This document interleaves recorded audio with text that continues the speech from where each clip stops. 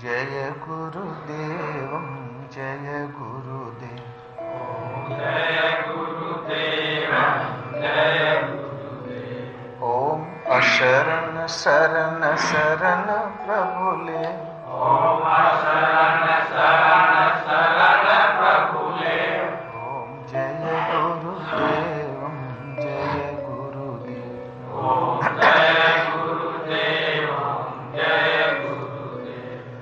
गुरु राखहि जो कोप विधाता। गुरु राखहि जो कोप विधाता। गुरु रूठे नहीं को जग त्राता। गुरु रूठे नहीं को जग त्राता। गुरु के वचन प्रति तन जाई। गुरु के वचन प्रति तन जाई। सपने हूँ सुख मन सुख सिद्धि ताई। सपने हूँ सुख मन सुख सिद्धि ताई। ओम जय गुरुदेव जय गुरुदेव। ओम जय गुरुदेव जय गुरुदेव। सिद्ध पुरुष किसे कहते हैं और सिद्धि क्या होती है?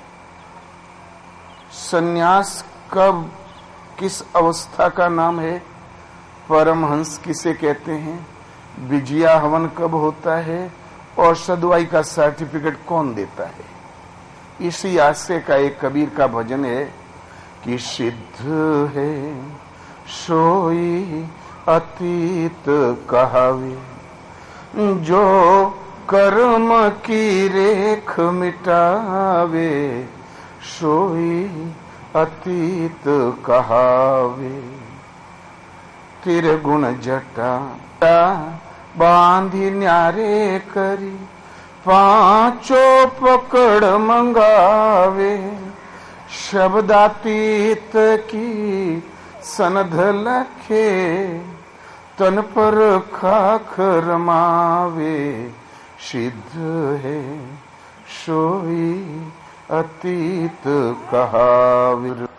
श्वासा शुरवा सत्य की वेदी, ब्रह्म की अगन जलावे, कर्म काट समूह देकर हीना, विजया होम करावे, सिद्ध है सोई अतीत कहावे। आसन मारी गगन पर बैठे, अनहद नाद बजावे, आत्म तत्व तुंबड़ी तरसे, तब सन्यास कहावे, सिद्ध है सोई अतीत कहावे। सद्गुरु कुंजी सद्गुरु कुंजी देई महल की, मोक्ति की वाड़ खुलावे, परमहंस पर पुरुष चीने, तब पर लोक सिधावे, सिद्ध है सोई अतीत कहावे।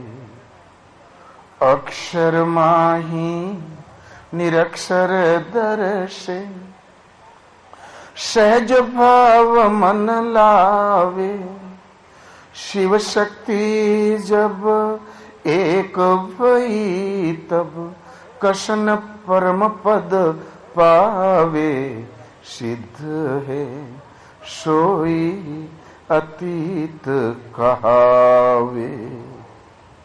मान बढ़ाई एको न रखाई, दुविधा दूर भगावे, कहे कबीर यही गति के योगी, बहुरिन भवजल आवे, सिद्ध है सोई अतीत कहावे। जो कर्म की रेख मिटावे, सोई अतीत कहावे। वही सिद्ध है। कौन? वही अतीत कहलाता, त्रिगुणातीत, प्रकृति से अतीत, जो कर्म की रेखा मिटाते। सिद्धि के मामले में बड़े घपले। भगवान कृष्ण के अनुसार यतः प्रवृत्तिर्भूतानां स्वे स्वे कर्मण्यभिरतः संसिद्धिं लभते नरः स्वकर्म निरतः सिद्धिं यथा बिंदति तत्सृणु। अर्जुन, स्वभाव से उत्पन्न कर्म में लगा हुआ पुरुष जिस विधि से परम सिद्धि को प्राप्त होता है, उस विधि को तुम मुझसे सुन। भला वो विधि है किस प्रकार? यतः प्रवृत्तिर्भूतानां येन सर्वमिदं ततं स्वकर्म तमभ्यर्च्य सिद्धिं विन्दति मानवा। जिस परमात्मा से यावन मात्र जीव जगत की उत्पत्ति हुई है, जो कण कण में तत्व रूप से व्याप्त है, जीवनी शक्ति के रूप में प्रवाहित है, उस एक परमात्मा को स्वभाव से उत्पन्न कर्म करने की क्षमता के अनुसार अर्चन करके पूज कर मनुष्य परम सिद्धि को प्राप्त होता है। गीता योग दर्शन है। परमात्मा के मिलन का नाम योग है। उस शाश्वत सत्य तत्व से मिलन का नाम योग है। अयोग विधि यज्ञ है। वो एक साधना पद्धति है। उस विधि को कार्य रूप देना कर्म है। वो एक निश्चित विधि है। इसलिए नियत कर्म। दुर्लभ मानव तन मिला है तो यही आपका कर्तव्य पथ है। इसलिए कार्यम कर्म, तदर्थ कर्म, उस प्रभु के निमित्त कर्म, मदर्थ कर्म, जो सामने उपस्थित है सदगुरु, उनके निमित्त कर्म। और कामना रखोगे तो भटकना पड़ेगा। निष्काम कर्म। इस प्रकार विविध शब्दों से संबोधित किया, किंतु कर्म केवल एक योग विधि यज्ञ, उसको कार्यान्वित करना, चरितार्थ करना कर्म। कर्म माने आराधना, कर्म माने चिंतन। अब तक तो हमने भजन किया नहीं था। अब जब बैठते तो मन लगता ही नहीं। 10 घंटे बैठोगे शरीर से, जिस मन को बैठना चाहिए वो 15 मिनट भी नहीं बैठता, तो भजन नहीं करते हो, नहीं होता। बैठ के करते हो तब भी तो नहीं होता। व्यर्थ समय क्यों नष्ट करते हो? हमसे भजन कैसे पार लगे? इसीलिए एक ही कर्म पथ को भगवान योगेश्वर श्री कृष्ण ने 4 भागों में बांट दिया। पहले अल्पज्ञ, केवल सेवा करे, वाणी श्रवण करे, टूटा फूटा साधना में लगे। परिचर्यात्मकम सुदृश्यापि स्वभावजम। और जहां विधि जागृत हो गई कुछ ही सेवा और सानिध्य से, हृदय से साधना जागृत हो गई, विधि जागृत हुई, वैसे प्रकृति के द्वंद्व में से शने शने आत्मिक संपत्ति अर्जित करता जाए, संयम बढ़ता जाए, संघर्ष झेलने की क्षमता आ गई। क्षत्रिय सब भावों पर स्वामी भाव, शौर्य, तेज, धैर्य और मन की लगाम भगवान के हाथ में हो। वो जिधर इशारा करे उधर बढ़ता जाए। ये संघर्ष झेलने की क्षमता आई तो क्षत्रिय। विकार समाप्त हो गए, ब्रह्म विलय की योग्यता आ गई। धारणा, ध्यान, समाधि, इंद्रियों का सहज दमन, मन का स्वाभाविक समन स्वभाव में ढल गया। तो ये ब्रह्म विलय दिला देने वाली योग्यता जब आदत स्वभाव में ढल गई, वो ब्राह्मण श्रेणी का करता है अधूरा। दर्शन, स्पर्श और स्थिति प्रवेश मिल गया, श्रेणी खत्म। तो स्वभाव से उत्पन्न कर्म करने की क्षमता के अनुसार एक परमात्मा जो कण कण में व्याप्त है, उस प्रभु का अर्चन करके, पूजन करके मनुष्य परम सिद्धि को प्राप्त होता है। परम तत्व परमात्मा सुलभ हो जाए, विदित हो जाए, प्रवेश मिल जाए, इसका नाम है सिद्धि, परम सिद्धि। हम भजन नहीं करते तो हम शूद्र कदापि नहीं। ये तो किसी आईएएस पीसीएस में नंबर आ गया हो, उतना कीमती। विदेश वीजा के लिए परेशान थे और मेरे हाथ में हाथ लग गया हो वीजा, उतना ही कीमती। शूद्र हल्की चीज नहीं। पहले तो या निशा सर्वभूता नाम तस्याम जागृतो संयमी। जगत रूपी रात्रि में सब लोग अचेत पड़े हुए हैं, संयमी पुरुष जाग जाता है। निश्चेष्ट पड़ा हो, ऊपर से सर्प निकल जाए, उसे कुछ पता नहीं, कोई घटना घट जाए उसे मतलब नहीं। किंतु जब संयम के प्रथम चरण में हम जाते हैं, उस दिन से साधना की पहली सीढ़ी अल्पज्ञ शूद्र, विधि जागृत वैश्य, संघर्षशील क्षत्रिय, विलय की योग्यता ब्राह्मण, ब्रह्म विलय की योग्यता, प्रवेश पा गया, श्रेणियां खत्म, साधना पूर्ण। तो भगवान कृष्ण कहते हैं किसी की नकल मत करो, उन्नत अवस्था वाले की नकल मत करो। स्वभाव से जो मैं तुम्हें कर्म करने की जो क्षमता उपलब्ध है, उस क्षमता से जो जिन परमात्मा से यावन मात्र जीव जगत की उत्पत्ति हुई, उन परमात्मा का अर्चन करके, भली प्रकार चिंतन करके मनुष्य परम सिद्धि को प्राप्त होता है। ये नहीं कि शूद्र भूत भवानी पूजे, ब्राह्मण सरस्वती पूजे, क्षत्रिय दुर्गा पूजे, वैश्य लक्ष्मी पूजे, ऐसा कुछ नहीं। पूजा एक परमात्मा की है, उसके कर्मों उन्नत 4 सोपान जिसका नाम वर्ण है, अपनी स्वभाव से उत्पन्न श्रेणी वर्ण के अनुसार पूज कर परम सिद्धि। ये है शास्त्र।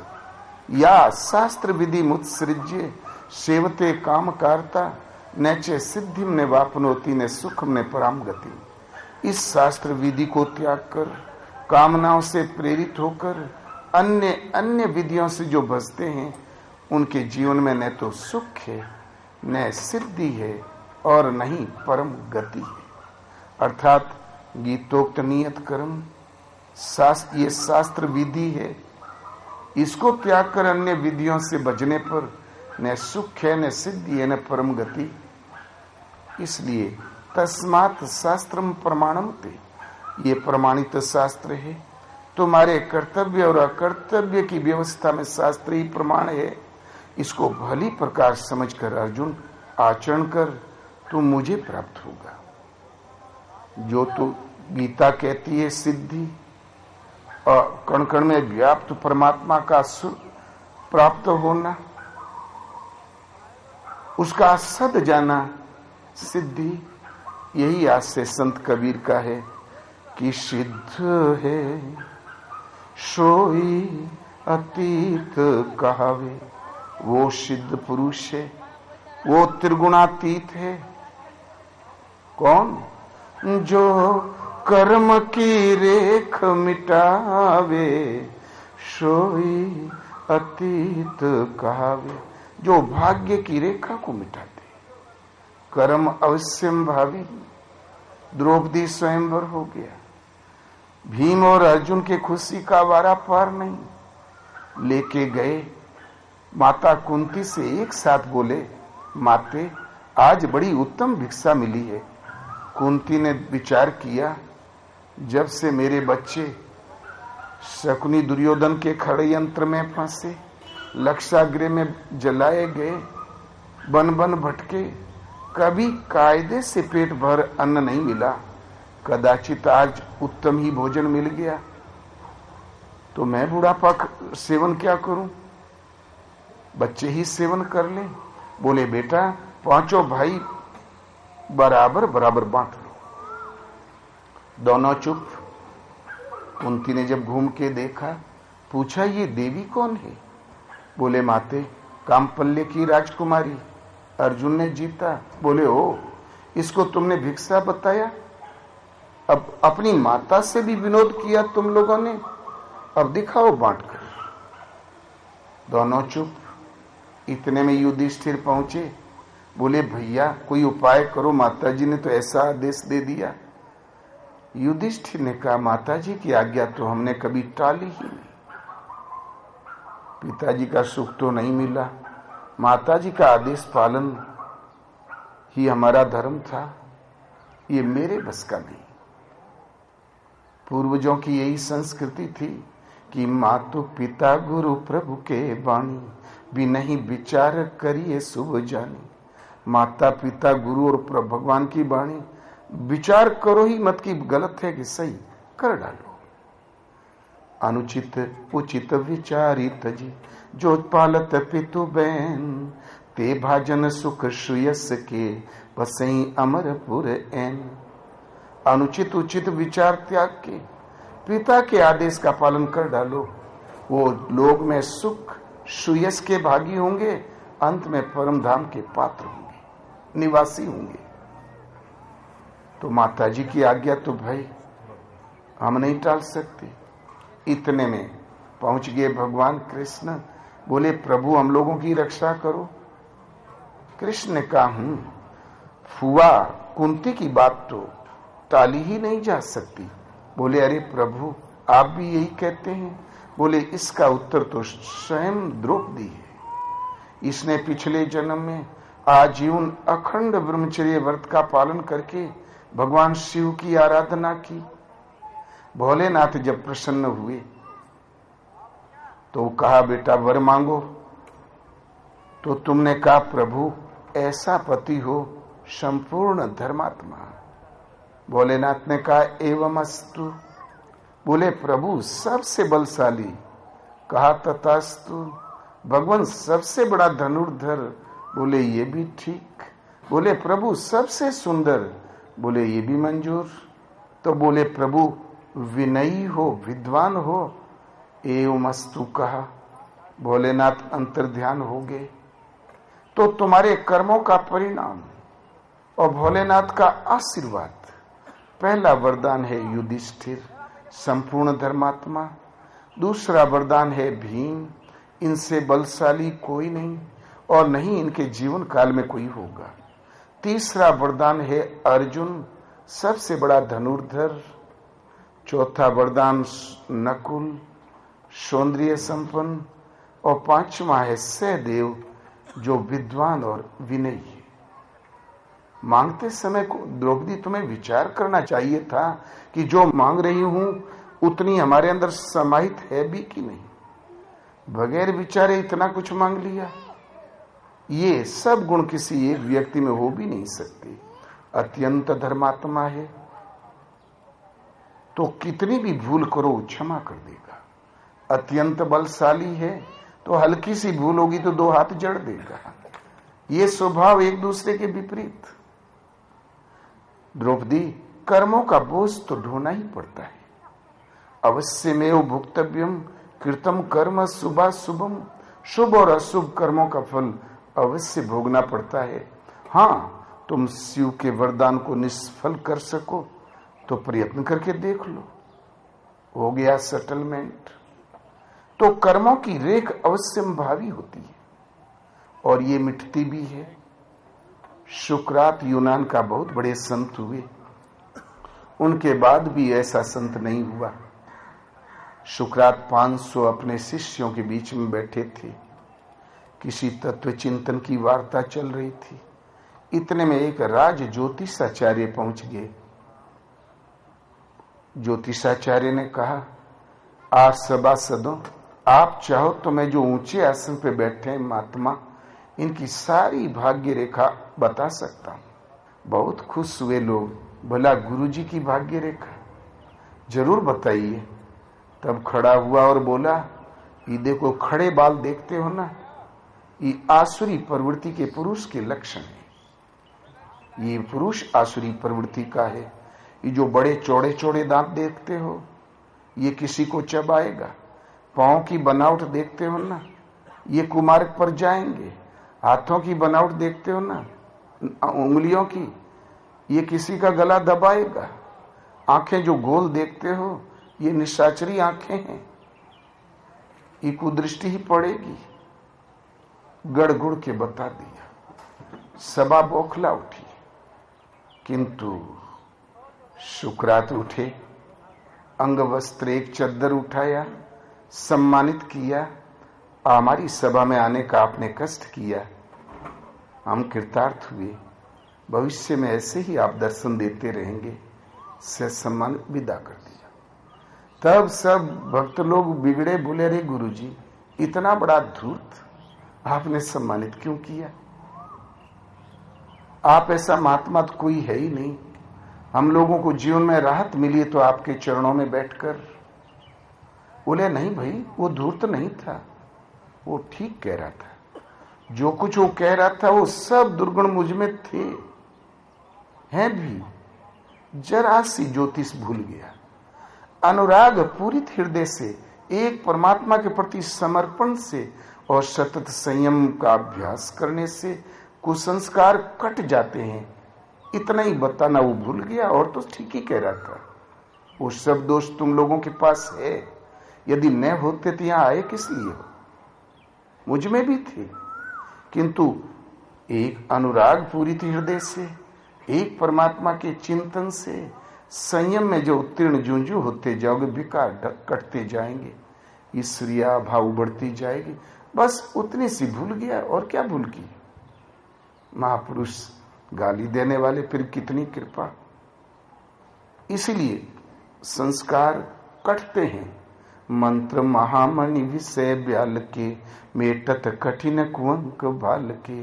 असाध्य कुंक भी कट जाएंगे। घोर नरक और यातना क्रम में लिखी तो कट जाएंगे। केवल एक उसका उपचार है मंत्र का जाप।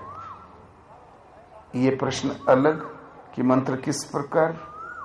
माता पार्वती कन्या ही थी, हिमाचल नरेश राजघराना। माता मैना ने देवर्षि नारद के चरणों में गिराया कन्या को। बोले भगवान, इस कन्या की कुंडली तो जरा देखें। नारद बड़े विनोदी थे, घुमा के बात कहे बिना उनको चैन न पड़े। जहां पहुंच गए वो झगड़ा नहीं हुआ तो नारद का आना ही व्यर्थ गया। वो समझ गए कि तो भोलेनाथ के लक्षण है। बोले ओ, है तो सुलक्षणा, सदैव प्रिया को प्यारी होगी, इसका सम्मान नाम होगा। लेकिन एक दुर्गुण इसमें दिखाई दे रहे हैं। क्या कि मात अगुण अगेह मातु पितु हीना, उदासीन सब संशय छीना।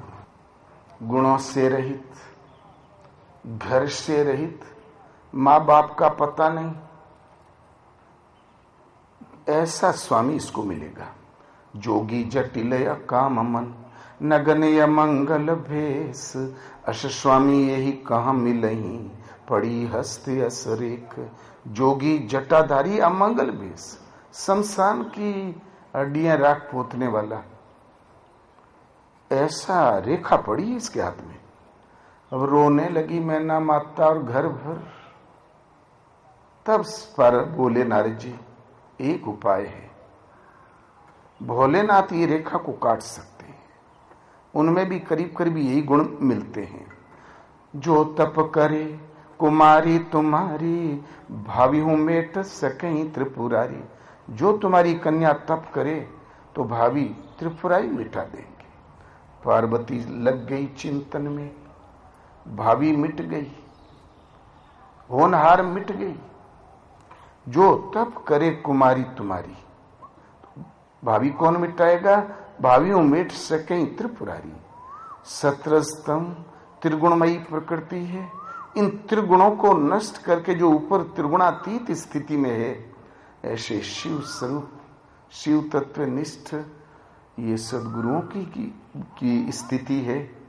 और भगवान का भी संबोधन, ऐसी स्थिति वाले कोई पुरुष मिले तो भावी भी मिट जाएगी। ये पूर्ण सदगुरु के लक्षण।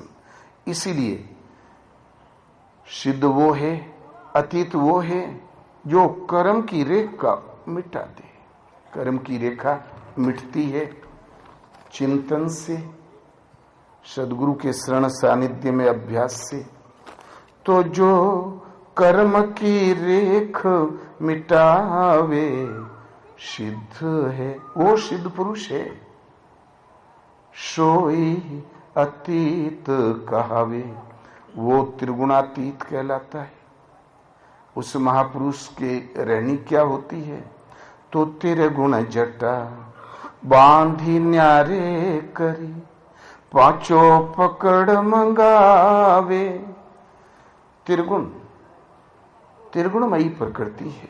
देवलोक, ब्रह्मलोक, सृष्टि, मृतलोक, सब तीनों गुणों के अंदर एक गुथा हुआ है। जटाएं उलझ जाती है, ये जटा जाल की तरह गुथ तीनों गुणों में सृष्टि, इसलिए इसको जटा की संज्ञा दी। त्रिगुण जटा को बांध दो, बांध के न्यारे कर, अलग कर दे। और पांचों पकड़ मंगावे, 5 ज्ञानेंद्रिय, पांचों का कार्य है रूप, रस, गंध, शब्द और स्पर्श। आंखें रूप देखती है, कान शब्द सुनती है, रसना रस स्वादन करती है। ये 5 ज्ञानेंद्रियों की 5 तन मात्राएं, 5 कार्य हैं। इनको पकड़ मंगाओ। आंखों ने कभी कुछ देखा, जहां वो याद आया सन्न दिन सूरत वहां पहुंच जाएगी। कानों ने कुछ सुना, जहां वो याद आया तो सूरत वहां पहुंच जाएगी। शरीर यहां बैठा, लेकिन ये कहीं दूर भागती रहती है। इन 5 को पकड़ के मंगाओ, इन 5 ज्ञानेंद्रियों का दमन करो, पास रखो। बाहर जो रूप देखती, हृदय में स्वरूप देखने लगे, बाहर जो शब्द सुनती हो, प्रभु की पावन वाणी सुनने लगे, तो ये सिमट जाती है। तो 5 पकड़ मंगावे, तीनों गुण बांध के अलग किया, 5 ज्ञानेंद्रियों के प्रवाह को संयमित किया। फिर भी हम साधु नहीं। साधु तब जब भगवान आपको कह दे कि तू है साधु। तो शब्दातीत की सनद लखे, तन पर खाख रमावे, सोई अतीत कहावे। शब्द, शब्द हमारा तू शब्द का, सुनी मत जाहु सरक, जो चाहो निज तत्व को, शब्द ही लेहु परख। शब्द हमारा आदि का, आदि अनादि तत्व परमात्मा, ये शब्द उन परमात्मा से प्रसारित है। उस वाणी को सुनकर उस शब्द हमारे हृदय में जागृत। तू उस शब्द का, तुम उस शब्द के शरणागत हो जाओ। शब्द मिला कुछ, भगवान ने कुछ आदेश दिए। सुनि मत जाहु सरक, सुन के कहीं खिसक मत जाना, अवहेलना मत करना, अनसुनी मत करना। जो चाहो निज तत्व को, शब्द ही ले परख। अपने तत्व, अपने निज स्वरूप को चाहते हो तो शब्द को परख लो। पूज्य महाराज जी कहा करें हो, भगवान ने आगरा में हमको पतित होने से बचा लिया, देहरादून में ये कहा, पंजाब में भगवान ने ये कहा, उज्जैन ने भगवान ने हमको सर्टिफिकेट दिया, भगवान ने ये कहा, भगवान ने वो कहा। 7 दिन इस वार्ता को हमने सुना। तब हमने पूछा, महाराज क्या भगवान बातें करते हैं? बोले हाँ हो, भगवान ऐसे ही बतियावा करते, जैसे हम तुम बैठ के बतियाई। घंटों बतियाई और कर्म ने टूटे। हम उदास हो गए। भजन तो जैसे करने आए हैं कर लेंगे, अब भगवान को बातें करने के लिए हम कहां पावे। 15-20 मिनट बाद बोले, काहे घबराते, तोहू से बतियाई है। आश्वासन तो मिला, लेकिन भूखा तो तभी विश्वास करता है जब पौआ आध सेर पेट में जाए। लेकिन 3.25 महीना करीब बीता तो एकदम एड़ी से चोटी तक पूरा अंग फड़कने लगा, तड़तड़ तड़तड़, आधा इंच पर। हमने सोचा कोई बीमारी हो गई। तुरंत जाके कहा, गुरु महाराज, पांव के तलवा से लेकर सिर के शीर्षस्थ भाग तक आधा आधा इंच पर अंग तर फड़कता है, कभी ये कभी वो, और कुछ उसके अनुरूप दृश्य आ रहे हैं। कोई बीमारी तो नहीं हो गई? तो बोले, बस बेटा, राम रावण युद्ध शुरू हो गया, क्षेत्र क्षेत्रज्ञ की लड़ाई आरंभ हो गई। अब रावण मारा जाएगा, राम जी का राज्य अभिषेक होगा, तभी छुट्टी है, बीच में कहीं विराम नहीं है। बेटा, भजन जागृत हो गया। अब भगवान तुम्हें बताने लगे, कहने सुनने लगे। भगवान कैसे बात करते हैं, फिर वो विधि पढ़ाने लगे महाराज। वो भी जैसी हमारी अवस्था है उसी अवस्था से ही प्रभु बताएंगे। किंतु स्तर उठते उठते तीनों गुण बंध गए, बांध के त्रिगुण में ही प्रकृति अलग, सात्विक राजस तामस तरंग शांत, और पांचों ज्ञानेंद्रिय को पकड़ के जब अंतर्मुखी कर दिया, तहां वही जो शब्द मिल रहा था प्रभु से, वो ये कह देंगे कि तुम अतीत हुए। तो शब्दातीत की सनद लखे, शब्द से अपौरुष वाणी से ये सनाक्त मिल जाए कि तुम अतीत हुए। तन पर खाक रमावे, जहां उन्होंने कहा अतीत हुआ, तन पर खाक रमावे। अब हृदय में कोई शुभ संस्कार है न अशुभ। यदि कोई संस्कार है तो जीवाणु है, वो जन्म देगा, पिंड का आकार देगा। अंतिम संस्कार भी मिट गया तो अब जो कुछ है खाक है, शमशान है। और जब संसार के संस्कार शांत हुए तो ईश्वरीय विभूति उतर आती है। तो तन पर खाक रमावे, सोई अतीत कहावे। पूज्य महाराज जी कहा करे, पूरा संसार तुम्हें साधु कहे, तुम कुछ भी नहीं पाओगे, रोने को आंसू नहीं मिलेगा। भगवान तुम्हें साधु कहे, आत्मा तुम्हें साधु कहे, तुम साधु हो। दुनिया कहे चाहे कभी नहीं कहे। तो जब तक वो अपौरुषेयी वाणी, परमात्मा के श्रीमुख से संचारित वाणी ये न सिद्ध कर दे कि तुम मुझ में समाहित हो, मैं तुम में हूं, तब तक कुछ भी नहीं। तो शब्द अतीत की सनद लगे, तन पर खाक रमावे। जहां उन्होंने कहा अतीत हुआ, अब तन में कोई संस्कार नहीं, जो कुछ है खाक है। अब हृदय शमशान है, इसी शमशान में भगवान शिव निवास करते हैं, कोई जीवाणु नहीं। प्रकृति की सीमाओं से अतीत शिव तत्व, वो भी एक शैली है समझाने की। अगले पद में कहते हैं कि भला ये तीनों गुण बंद कैसे जाएंगे, इंद्रियां सिमट कैसे जाएगी। भगवान ही प्रसन्न होके क्यों तुम्हें कह देंगे कि जाओ बेटा पूर्ण हुए। उपाय क्या, साधना किस प्रकार है? श्वासा शुरवा, श्वासा शुरवा सत्य की वेदी, ब्रह्म की अगन जलावे। भजन का उतार चढ़ाव श्वास पर है। पहले माला होती अधूरी अवस्था में, फिर माला छूट जाती, फिर कंठ से, फिर जबान से, अंत में इस श्वास पे चिंतन होने लगता है। शांसा शुरुआ, यज्ञ में एक लकड़ी की कड़छुली होती है, उसका नाम है सुरवा। उससे घी उठाया और अग्नि में करते हैं स्वाहा। तो ये यज्ञ में सुरवा कौन? श्वासा सुरवा। हर श्वास से जो आहुति जाए तो सत्य की वेदी, सत्य में गिरे। तो सत्य वस्तु है आत्मा, मिथ्या जगत पसार। परम सत्य, ध्रुव सत्य केवल आत्मा।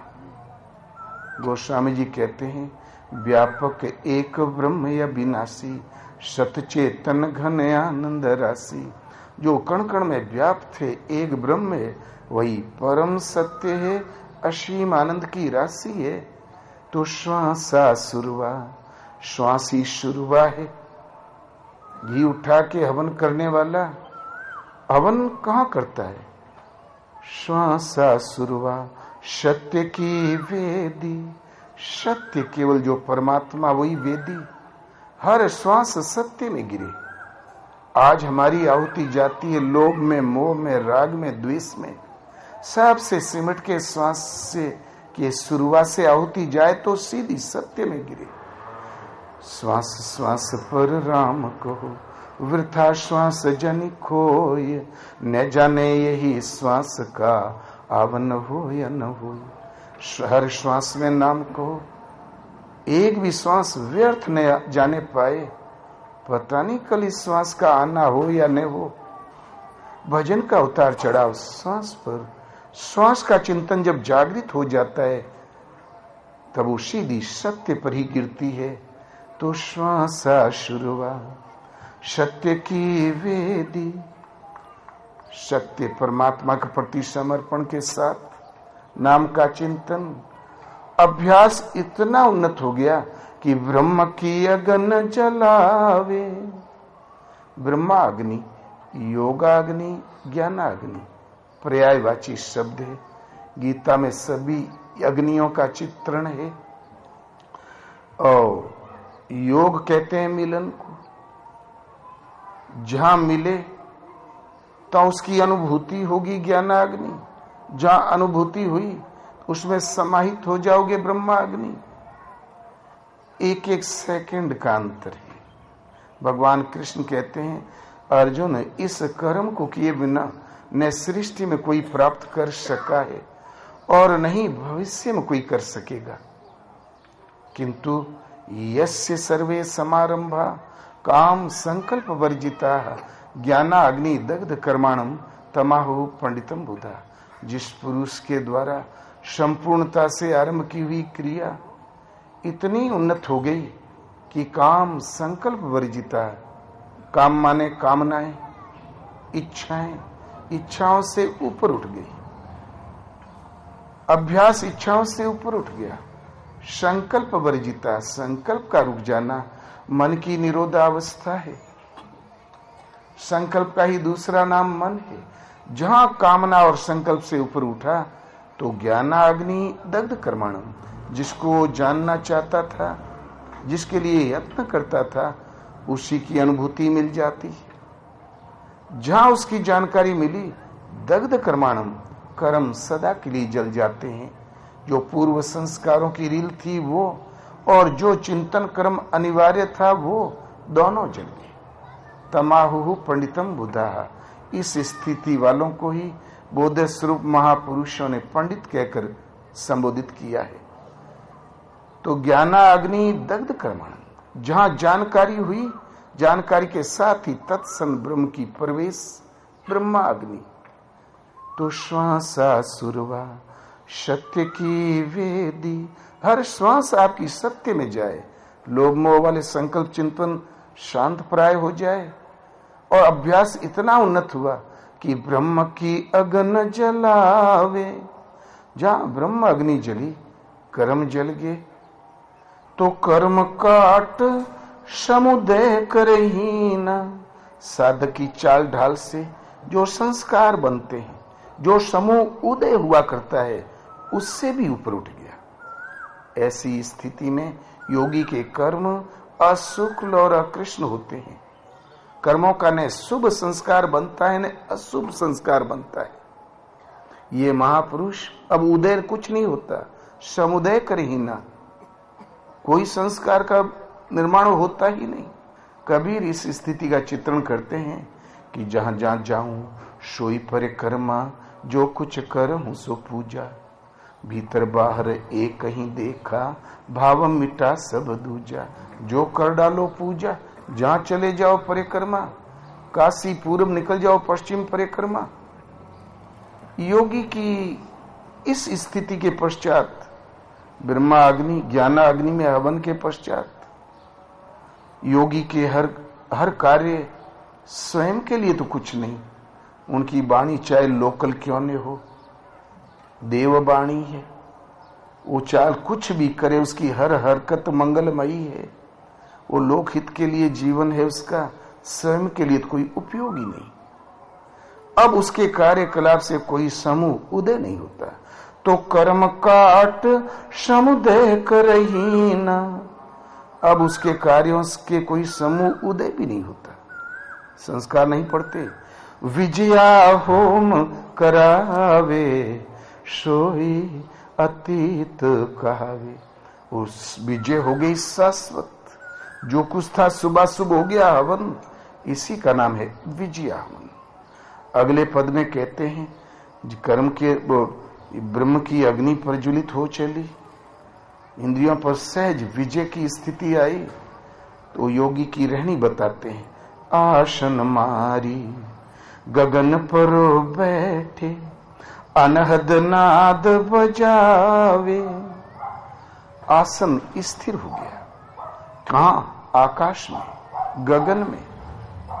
एक तो ये आकाश से, आकाश कहते हैं पोल को, आकाश कहते हैं शून्य को।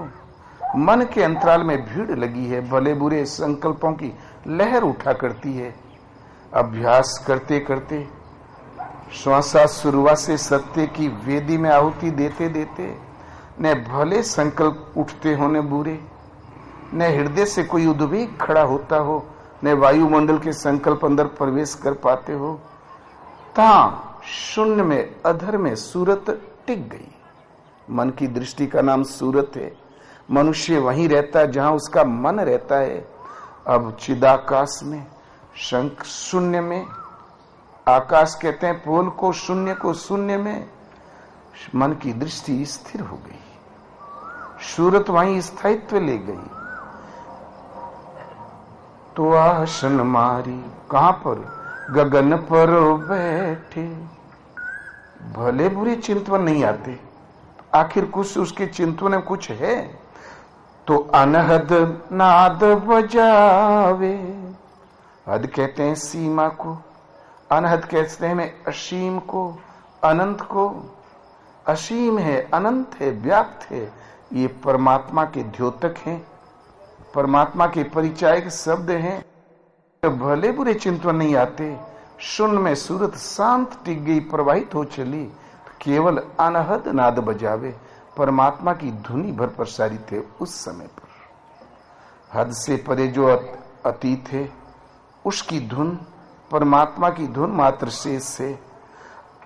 ये जहां इतनी स्थिति आई, केवल परमात्मा की नाम ही सूरत में प्रवाहित जिस क्षण हुई, तो वो विदित हो जाएगा। आत्म तत्व तू बड़ी दर्शे, तब संन्यास कहावे। आत्म तत्व जिसकी चाह थी वो परमात्मा तत्व, तू बड़ी दर्शी। महापुरुषों ने इस शरीर को कच्चे घड़े की संज्ञा दी है, कहीं कहीं ओस की बूंद की संज्ञा दी, कहीं कहीं तुंबड़ी की संज्ञा दी। कबीर कहते हैं ये तन कच्चा कुंभ है, लिए फिरे तू हाथ, ढबका लगा फूट गया, बहुरी न देवे साथ। ये तन एक कच्चा घड़ा तू लेके घूम रहा है, थोड़ा ढबका लगा फूट गया, दोबारे लौट के वो नहीं जुड़ता, फिर साथ नहीं देता, कच्चा घड़ा।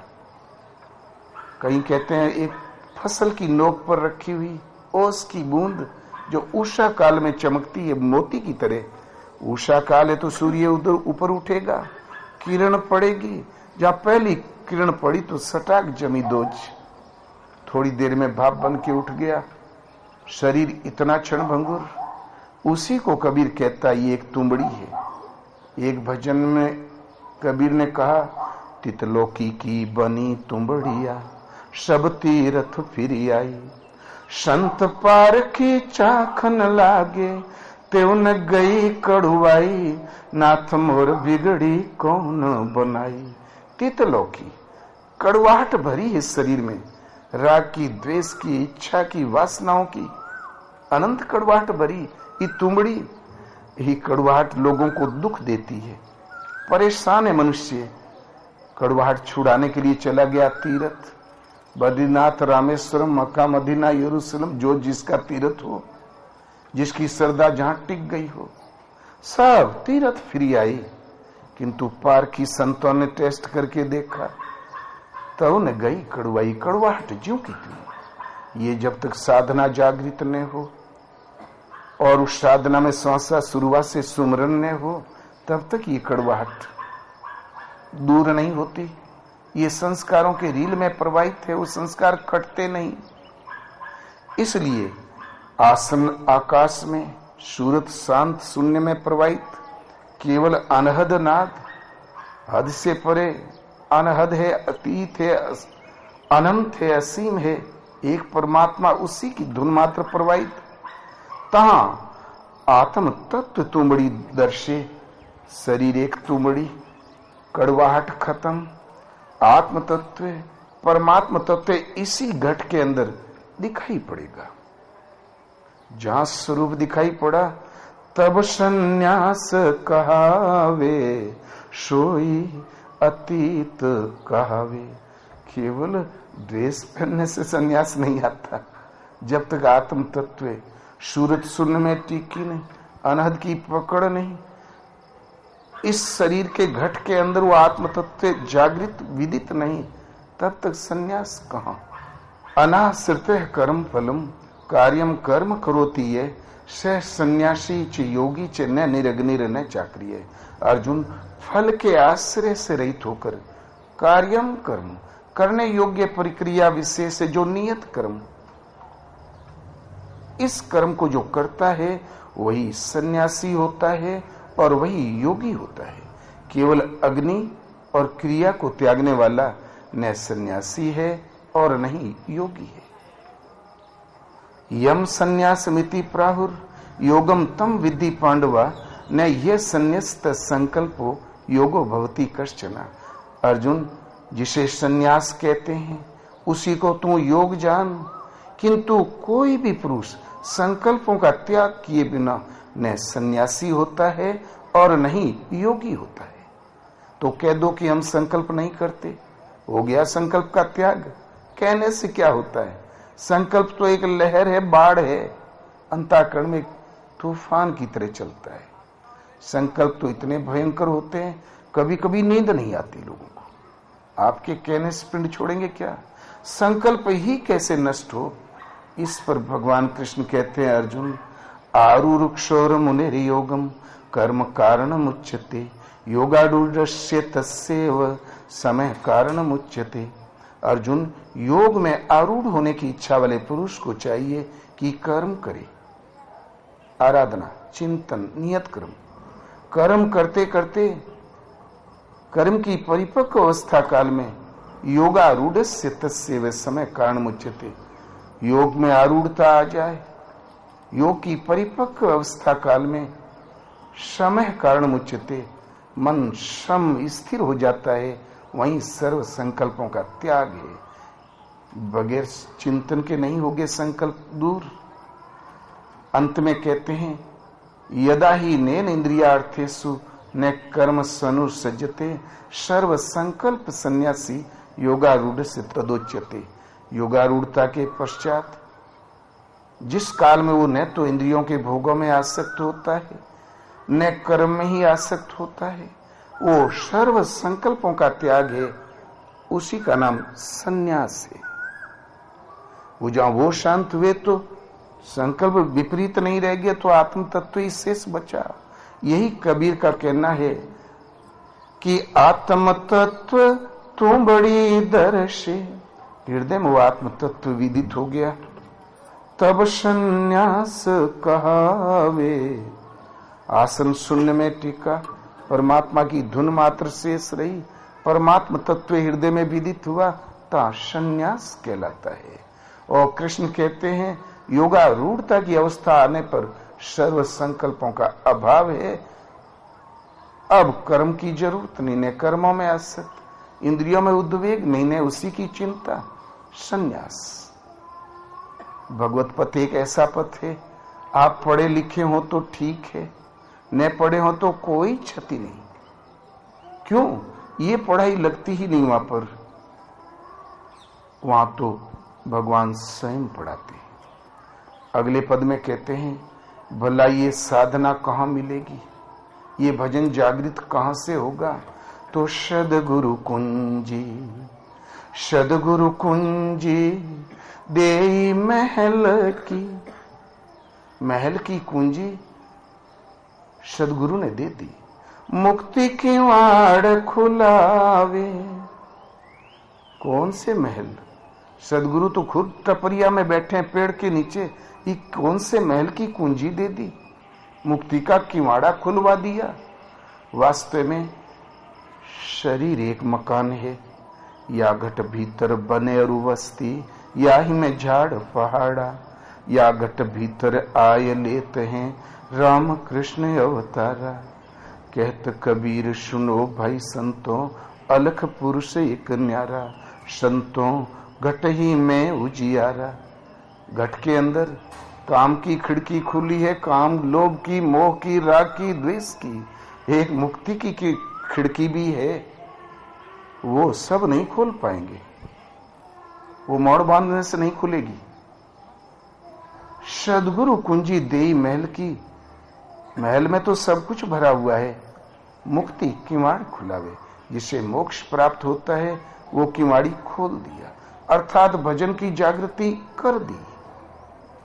सदगुरु कुंजी देय महल की, मुक्ति किवाड़ खुलावे। आवागमन से मोक्ष मिल जाए, छुटकारा मिल जाए, केवल ये पद मिल जाए, वो किवाड़ी खुलवा दिया। भजन की जागृति जब होती तो सदगुरुओं से। पूज्य महाराज जी कहा करें, सब बात तो सब कोई जानते हैं, 2-2 पैसे में वेदांत बिकता है। लोग पढ़ते हैं और लिखते भी जा रहे हैं, पता नहीं कहाँ पढ़ते हैं कहाँ लिखते। किंतु भजन ही एक ऐसी वस्तु है जो न तो लिखने में आती है और न ही वाणी से कहने में आती है।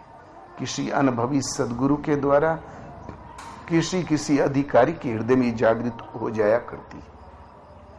भगवान राम पंचवटी में विराजमान हैं। लक्ष्मण ने बड़े छलहीन साधना परक प्रश्न रखे, प्रभु विद्या क्या होती है, अविद्या क्या होता है, माया क्या, ब्रह्म क्या, ईश्वर किसे कहते हैं और सुख का स्रोत क्या है भगवान। सबका क्रम से उत्तर देते हुए प्रभु ने कहा, भक्ति ताते अनुपम सुख मूला। हे लक्ष्मण, अनुपम सुख जिसकी कोई तुलना नहीं, सहज सुख की मूल है भक्ति। तो बोले प्रभु प्रदान कर दे। बोले सीधा तो मैं भी नहीं दे सकता। भक्ति तात अनुपम सुख मूला, मिले जो संत हो ही अनुकूला। मिलेगी तभी जब संत अनुकूल हो। संत मिलना पर्याप्त नहीं, वो जब अनुकूल हो। इसलिए भजन की जागृति न तो वाणी से कहने से आती है, न कलम से लिखने से, अनुभवी सदगुरु के द्वारा ही जागृत हो जाया करता है। दान दया दम तीर्थ मज्जन, जहां लगी धर्म कहत श्रुति सज्जन। दान करो, दया करो, इंद्रियों का दमन करो, मन का समन करो, तीर्थ अवगाहन करो। जहां तक कि धर्म के छुटपुट साधन सुरतियां कहती आ रही है, सतपुरुष कहते आ रहे हैं। सब कर फल हरि भक्ति सुहाई, सो बिनु संतन का हो पाई। सबका फल एक हरि की भक्ति, किंतु बगैर संत के आज तक किसी ने पाया ही नहीं। इसलिए सदगुरु कुंजी देई महल की, मुक्ति की वाड़ खुलावे। जिसे मोक्ष प्राप्त छुटकारा मिल जाए आवागमन से, वो खिड़की खोल दिया। भजन साधना जागृत हो गई। परम हंस पर पुरुषे चीने, तब पर लोक सिधावे। सोई अतीत कहावे। परमहंस और मुक्ति का किवाड़ खुला। उस मार्ग पे चलते चलते परमहंस कब? जब पर पुरुष को पहचान ले। प्रकृति पार प्रभु सब और वासी, सतचेतन घन आनंद राशि। भगवान प्रकृति से पर है, वो पर पुरुष है। उस पर पुरुष को पहचान ले, तब परलोक सिधावे। पहले परम पुरुष की अनुभूति, तब परलोक में प्रवेश। बिनु देखे वह देश की बात कहे सो कूर, आप ही खारी खाते हैं, बेचत फिरे कपूर। देखा है ही नहीं ब्रह्म ऐसा, माया ऐसी बकवास। अर्थात भजन अनिवार्य है और पर पुरुष को पहचाना, किन परिस्थितियों में साधना के किस स्तर पर पहचाना, तो अक्षर माही निरक्षर दर्शे, सहज भाव मन लावे। भगवान कृष्ण कहते हैं अर्जुन, संसार में पुरुष दो प्रकार का होता है, क्षर और अक्षर। द्वाबिमो पुरुषो लोके क्षरस अक्षर एवच क्षरे सर्वाणि भूतानि कुटस्थो अक्षर उच्यते। अर्जुन, पुरुष दो प्रकाश का होता है, क्षर और अक्षर। कैसे पहचाने इनमें कौन क्षर पुरुष बैठा है, कौन अक्षर? तो क्षरे सर्वाणि भूतानि, संपूर्ण भूत माने जीवित प्राणी, प्राणी मात्र का शरीर क्षर पुरुष है। ये क्षरणशील है, परिवर्तनशील है, अंजलि के पानी की तरह है, कितना भी कड़ी बांधो थोड़ी देर में साफ। शरीर क्षर पुरुष है, शरीर के होने के कारण वासनाओं में जब तक जीवन है तब तक क्षर पुरुष, क्षरणशील। और कूटस्थ अक्षर उच्चते, मन से इंद्रिय जब कूटस्थ हो जाती, अचल स्थिर ठहर जाती है, तब अक्षर पुरुष, उसका कभी विनाश नहीं होता। बस संसार में दो ही प्रकार का पुरुष है। यदि इंद्रिय स्तर पर जीवन है तो क्षर पुरुष, और इंद्रिय संयम की कसौटी पर है तो अक्षर पुरुष। आप स्त्री हो चाहे पुरुष, शरीर तो एक वस्त्र है, ये आपके अंतःकरण की योग्यता का चित्रण है। तो शरीर सर्वाणि भूतानि, भूत प्राणियों के शरीर क्षर पुरुष। इन भूतों के इस होने का कारण विद्यमान है क्षर पुरुष। मन से इंद्रियां कूटस्थ होगी तो अक्षर पुरुष, उसका विनाश कभी नहीं होगा। बस दो ही श्रेणी संसार में, तीसरी ये संसार से परे। उत्तम है पुरुष स्तन्य परमात्मेत युदाहृतम, यो लोकत्रयमा विश्य विभर्तव्य ईश्वर है। अर्जुन, उत्तम पुरुष अन्य ही है, अनिर्वचनीय, निरक्षर, शब्दों से उसको व्यक्त नहीं किया जा सकता। ये कहते हैं अन्य ही है, अनिर्वचनीय, जो यावन मात्र जगत को धारण करके स्थित है। परमात्मा पुरुषोत्तम ऐसे कहा बर जाता है, लेकिन है अनिर्वचनीय, निरक्षर। तो अक्षर माही निरक्षर दर्शे, अक्षर कूटस्थो अक्षर उच्यते, मन से इंद्रियां कूटस्थ हो गई, अचल स्थिर ठहर गई, अक्षर पुरुष। ये साधना का वो स्तर है, अब विनाश कभी नहीं होगा, पाना ही पाना, देर चाहे जो लगे। इस अक्षर की अवस्था के अंतराल से जहां साधक आगे बढ़ा, निरक्षर दिखाई पड़े, अनिर्वचनीय दिखाई पड़े।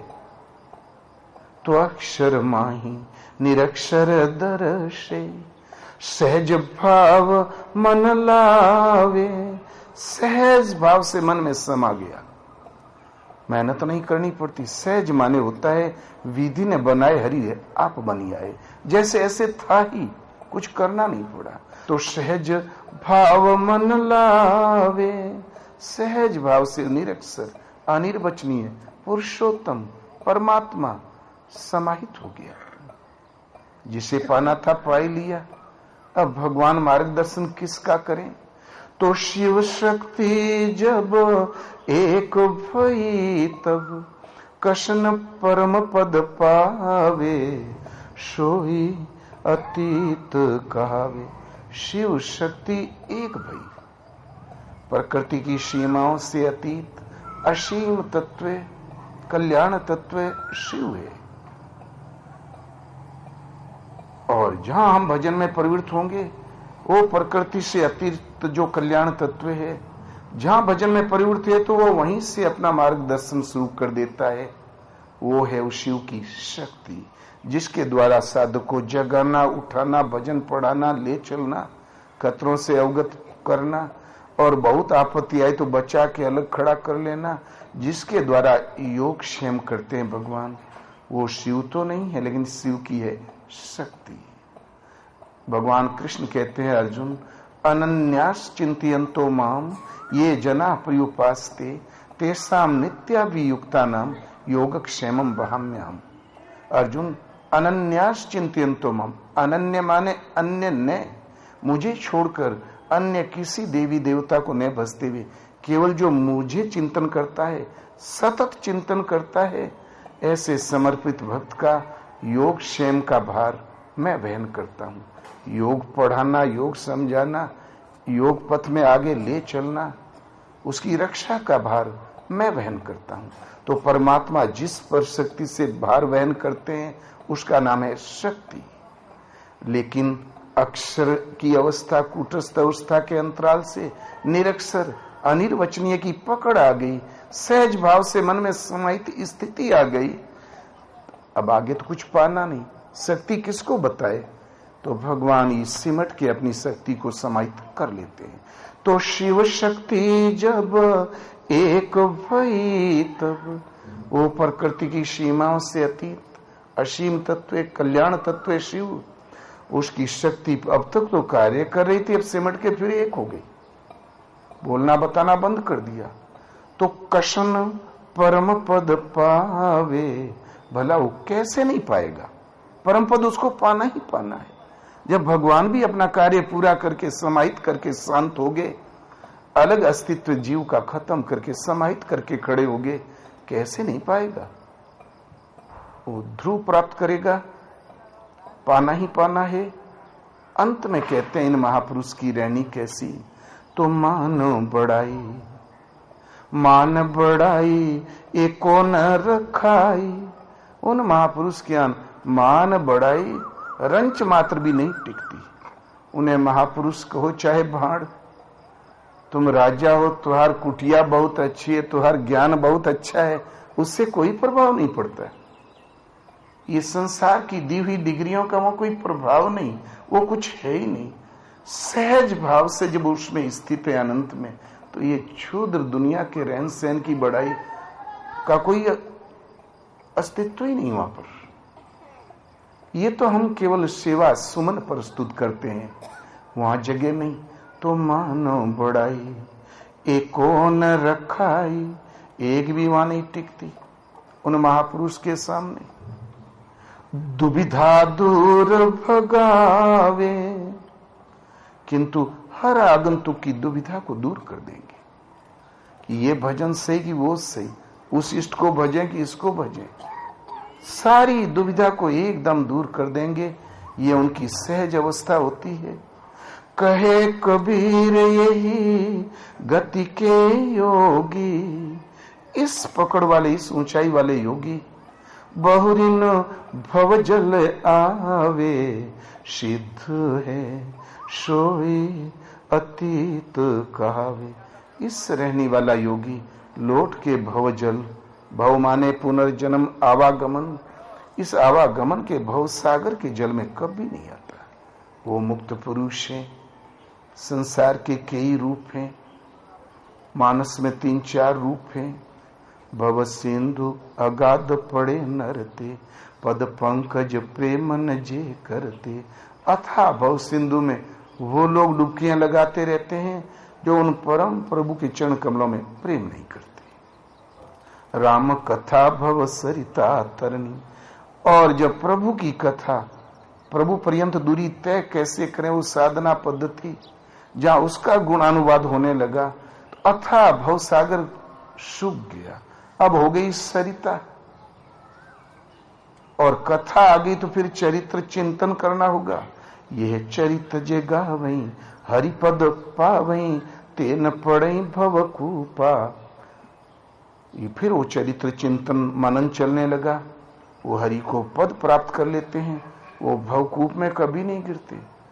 वो समुद्र से नदियां, नदियां से कुआं, किंतु भगवान का जब वरद हस्त मिल जाता है साधना की एक निश्चित ऊंचाई पर, योग क्षेम का हाथ उनका मिल जाता है, तब गरुड़ सुमेरु रेणु समताही, राम कृपा करी चितवा जाही।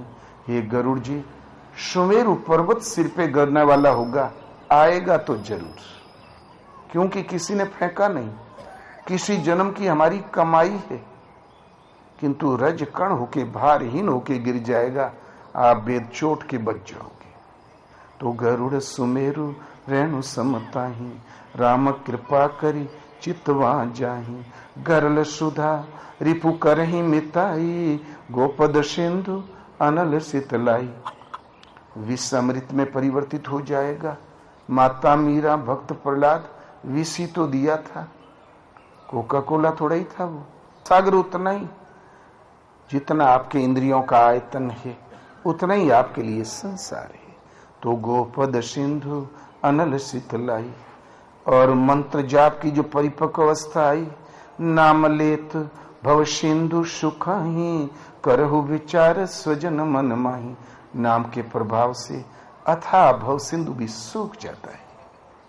इसलिए भजन की जहां तक परंपरा है, अंगूठा छाप महापुरुषों की वाणी देखो, महायोगेश्वर भगवान कृष्ण की वाणी देखो। जब ये भजन जागृत जहां सदगुरु के कृपा प्रसाद से हो गया, तो उनका आराध्य एक, रास्ते में मिलने वाली साधना पद्धति एक, विघ्न और निवारण एक, परिणाम एक।